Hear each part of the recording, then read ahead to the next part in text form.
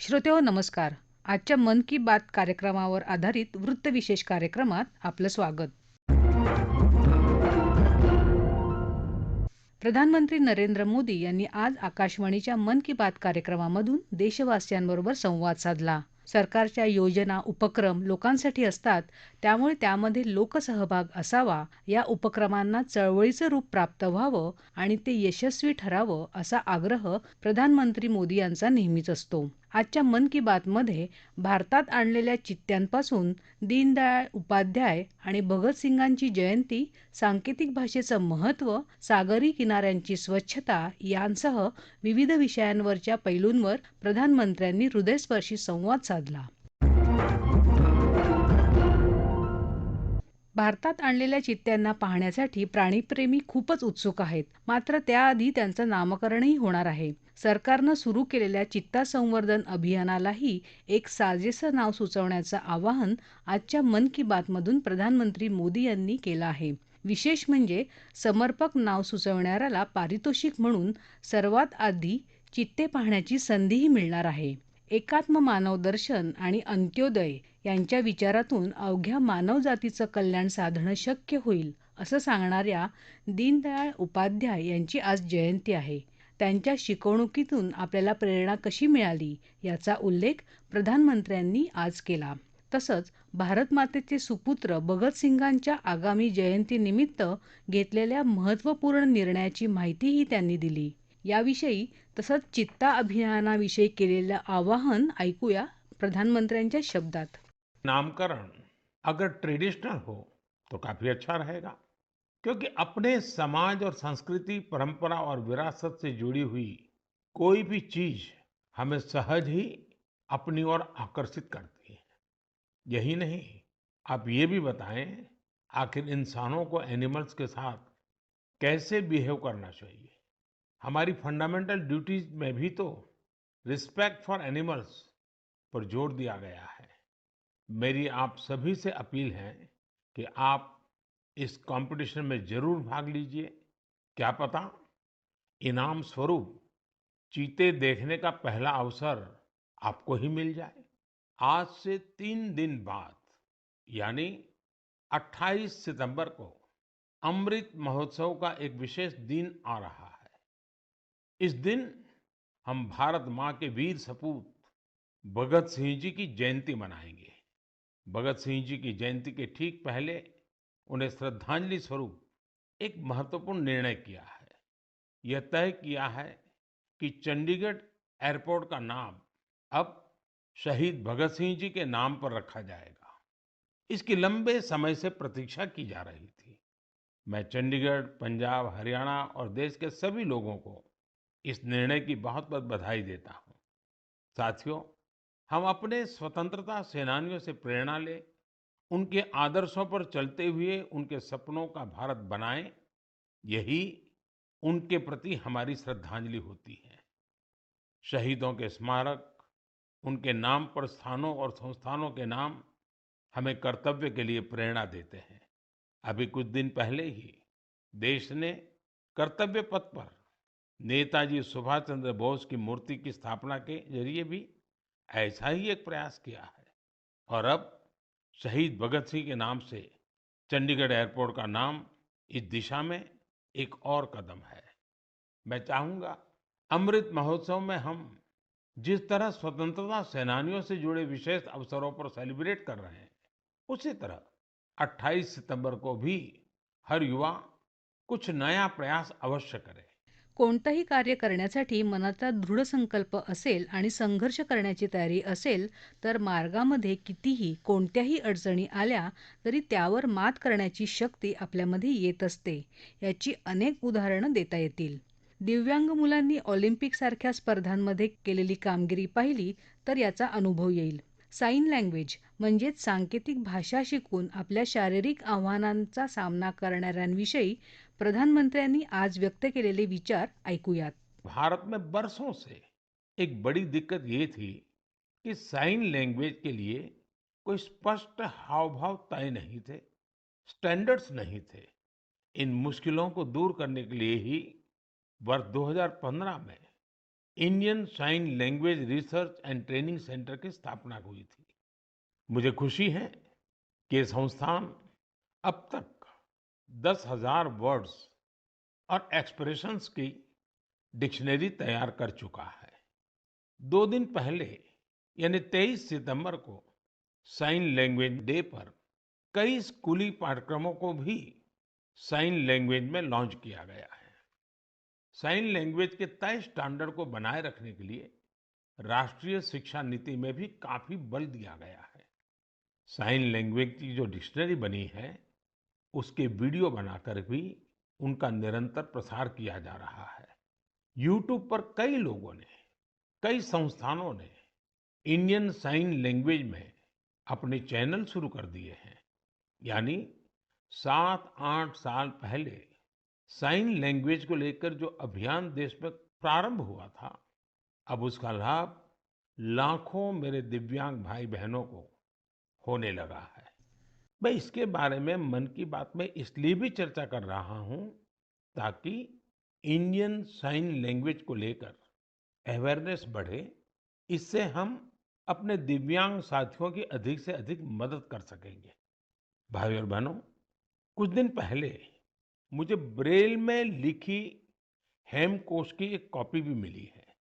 हेमकोश असमिया भाषा की सबसे पुरानी डिक्शनरीज में से एक है। यह 19वीं शताब्दी में तैयार की गई थी। इसका संपादन प्रख्यात भाषाविद हेमचंद्र बरुआ जी ने किया था। हेमकोश का ब्रेल एडिशन करीब 10,000 पन्नों का है और यह 15 वॉल्यूम से भी अधिक में प्रकाशित होने जा रहा है। इसमें 1 लाख से भी अधिक शब्दों का अनुवाद होना है। मैं इस संवेदनशील प्रयास की बहुत सराहना करता हूँ। इस तरह के हर प्रयास दिव्यांग साथियों का कौशल और सामर्थ्य बढ़ाने में बहुत मदद करते हैं। आज भारत पैरा स्पोर्ट्स में भी सफलता के परचम लहरा रहा है। हम सभी कई टूर्नामेंट्स में इसके साक्षी रहे हैं। आज कई लोग ऐसे हैं जो दिव्यांगों के बीच फिटनेस कल्चर को जमीनी स्तर पर बढ़ावा देने में जुटे हैं। इससे दिव्यांगों के आत्मविश्वास को बहुत बल मिलता है। योग आणि त्यामुळे मिळणारी शारीरिक मानसिक निरामयता याचं महत्त्व किती आहे हे आता कुणाला वेगळं सांगण्याची गरज नाही. डाऊन सिंड्रोम सारख्या व्याधीनं ग्रस्त असणाऱ्या सूरजच्या अन्वीची गाथा सर्वांना प्रेरणा देणारी आहे. त्याविषयी प्रधानमंत्री आज बोलले. तसंच त्यांनी योगविषयक वैज्ञानिक अध्ययन करणाऱ्यांसाठी ही एक केस स्टडी असल्याचं सांगितलं. अन्वीचा प्रेरणादायी प्रवास आणि तिच्या मात्यापित्यांनी घेतलेले परिश्रम याविषयी आपण जाणून घेऊया.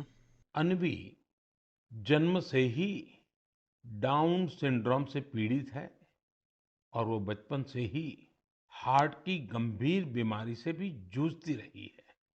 जब वो केवल 3 महीने की थी, तभी उसे ओपन हार्ट सर्जरी से भी गुजरना पड़ा।